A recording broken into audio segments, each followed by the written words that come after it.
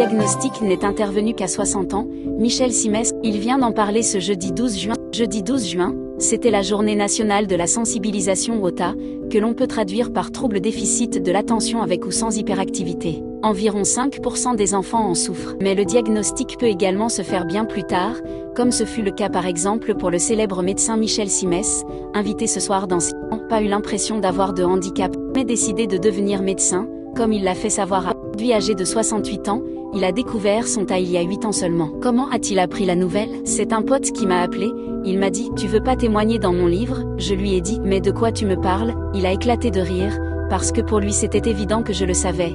J'étais le portrait robot du TAA adulte. Mais cela se traduisait comment? A alors cherché à comprendre la maman d'Arthur et Vasco. Michel Simès atteint d'un TAA. Quels sont les symptômes? J'étais barré, et cela ne se voyait pas. Ce qui est étonnant, c'est que si on avait un invité, dans le magazine de la santé, note de la rédaction, Marina, Carrère d'Ancos, note de la rédaction, tenait un peu la barque mais moi j'avais le cerveau qui partait sur un match de foot, sur n'importe quoi. J'avais l'impression qu'une partie du cerveau était en train d'impliquer le papa de 3 fils.